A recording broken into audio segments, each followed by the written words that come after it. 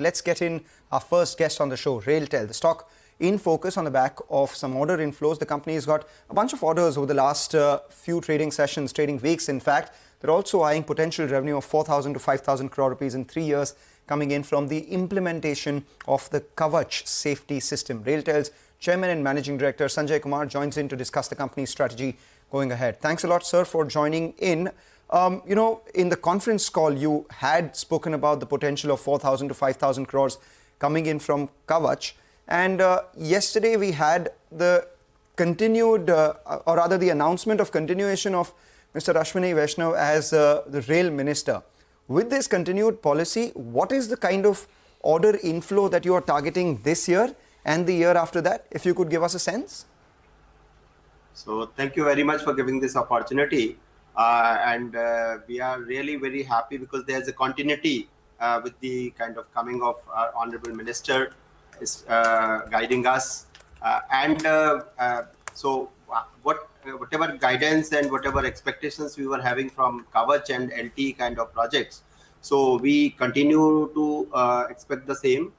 So as you rightly said that over next 4 to 5 years, we are expecting around 4,000 to 5,000 crores of Kavach orders for RailTel. If we club together LT and Kavach, so then yes, 10 to 12,000 crores of orders we are expecting from Kavach, put together with the LTE. So that is the scenario over next 4 to 5 years. If we talk of this year, we expect, see, there are 2 tenders already floated by by 2 railways, and we are preparing ourselves to bid our best offer and expect to win maybe some of these orders. So I would say that we have other than this Kavach and LT, we are also participating in other signaling tenders, which I told many times earlier also, that there is a roadmap of around 1 lakh crore of signaling works, including Kavach and LT, 1 lakh crore signaling works, modernization works, which are likely to be implemented by railways over next 4 to 5 years. So we expect a good amount of works over next 4 to 5 years. I can say 16 to 17%, 18% of the total outlay for next 4 to 5 years. This year, I can say we should get around, we target to get around 1,000 crore of orders from railway works if the tenders are finalized in time, and we hope so. See, 1 quarter is already passed or is about to pass. So we expect a good order book this year from railways. All right. Hi, Mr. Kumar, and good to hear the tone in your voice as well. You're sounding very, very optimistic about the future and the prospects of the company. So your investors would be quite happy. Let's focus a little bit on execution. What is the current order book? The last count that we have is around 4,700 crores is your order book. Could you give us an updated number? And what is the execution plan for this year? So we are around standing at around 4,600 crores of order book in our hand on date. And out of this, we are expecting around 40% of this 1,800 to 1,900 crores of orders we are likely to convert into revenue this year. All right. So revenue this year will be 1,900 crores, is it? From projects, from these current order book, yes. Okay. So this, and what is the absolute revenue, the total revenue, that's telecom as well as project work services put it together? What will that revenue number look like? And give us the split also. I believe that we should be growing by around 30+% this year also. And we should be somewhere around 3,400 to 3,500 crores of revenue by the end of this quarter year. This is what we are expecting, we are targeting as well. All right. And the split will be 1,900 crores will be projects? You can say 40 to 60. See, 40% from telecom roughly and 60% from project business. This is what I can say at this time, yeah.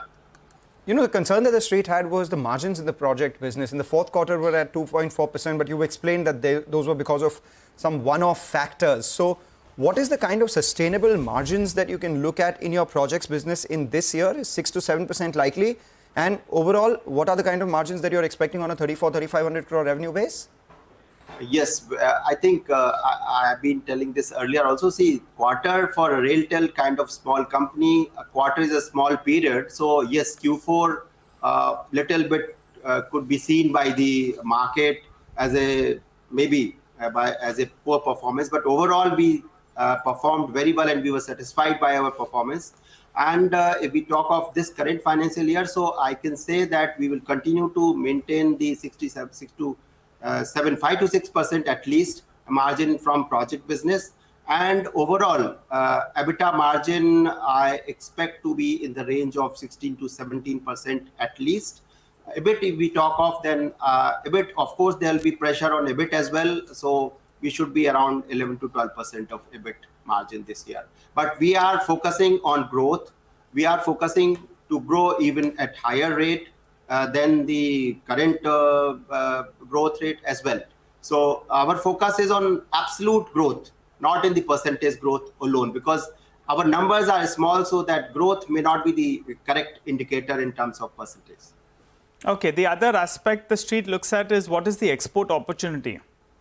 So as a percentage of your business, what is it?